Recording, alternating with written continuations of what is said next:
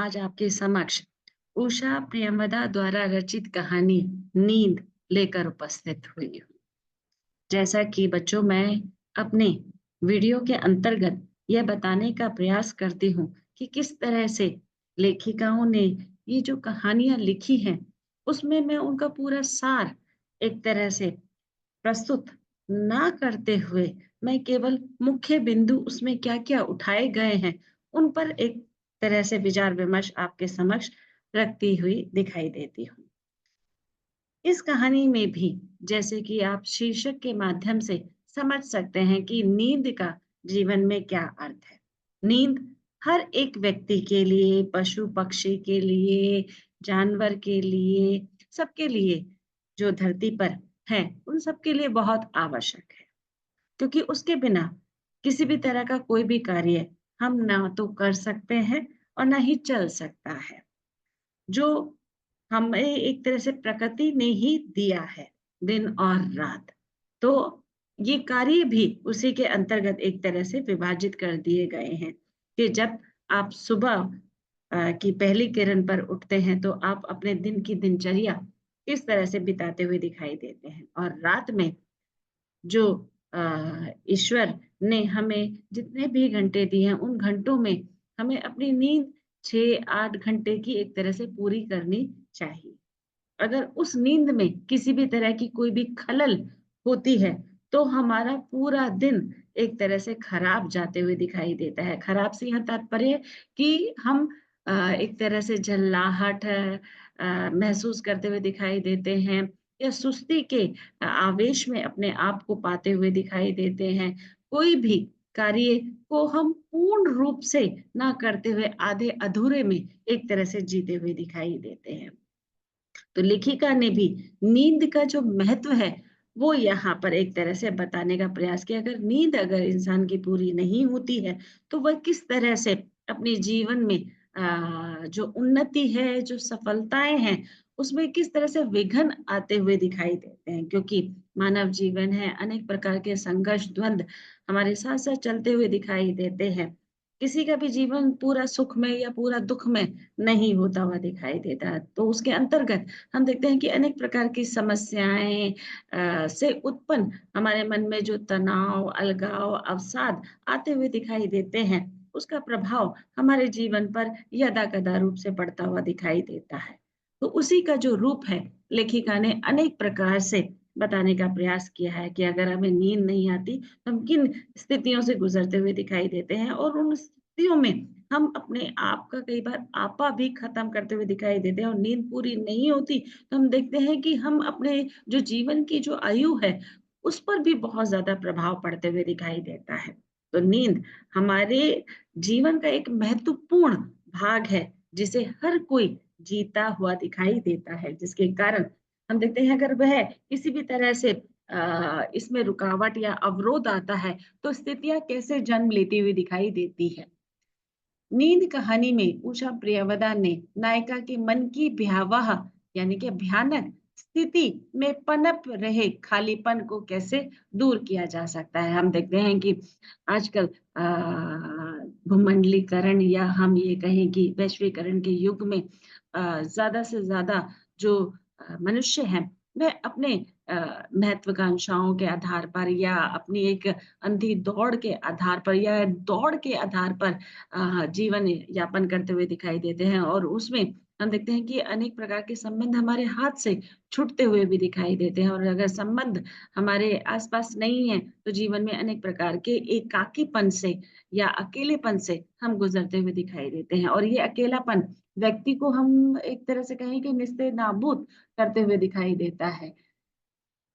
इसके लिए वह बार-बार नींद व अन्य गोलियों का सेवन करती हुई दिखाई देती है जो नायिका है। हम देखते हैं अगर नींद नहीं आती है तो रात कितनी भयावह या कितनी अंधकारमय लगती हुई दिखाई देती है और उसको पूर्ण रूप से हम प्राप्त भी नहीं कर पाते हैं क्योंकि नींद जब अपने आप को घेरती है, तभी उसका एक तरह से सार्थक रूप प्रस्तुत होते हुए दिखाई देता है। अगर हमें नींद नहीं आ रही है और सुबह भी जाग रहे हैं, शाम भी जाग रहे हैं, तो हम अनेक प्रकार की बीमारियों के अंतर्गत भी अपना जीवन यापन करते हुए दिखाई देते हैं। तो उसी का जो रूप है लेखिका ने यहाँ पर प्रस्तुत करने का एक तरह से भरसक प्रयास किया है। नायिका देखते हैं कि किस तरह से अपनी आप बीती पीड़ा को व्यक्त करती हुई दिखाई देती है। नायिका मानती है कि वह पीड़ित है, शरीर के दुख से नहीं, अकेलेपन से।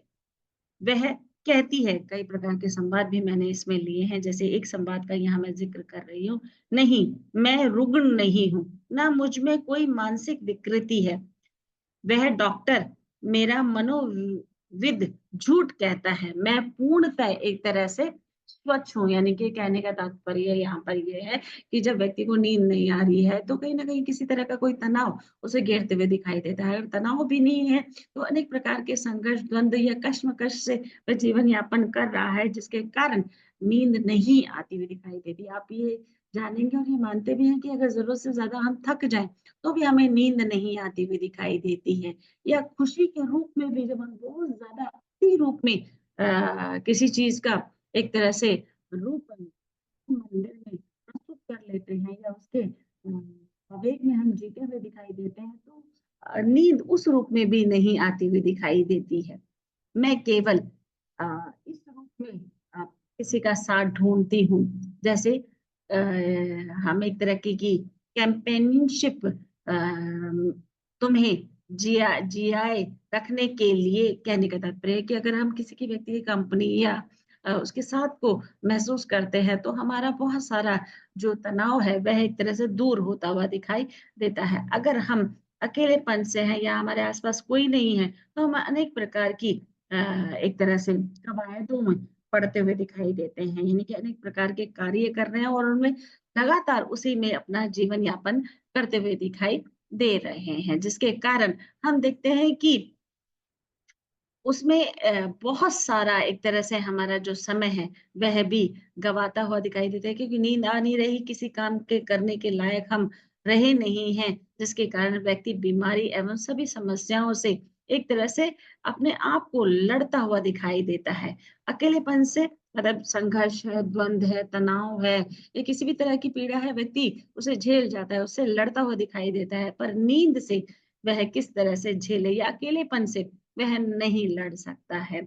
एकाकीपन उसे मरणासन अवस्था में ले जाता है।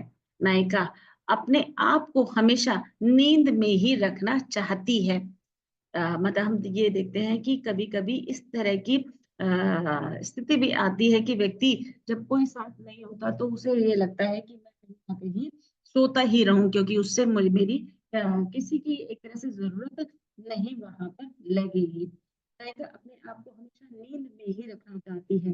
कभी वह गुलाबी और स्लेटी कैप्सूलों से अपना दर्द मिटाती हुई दिखाई देती है।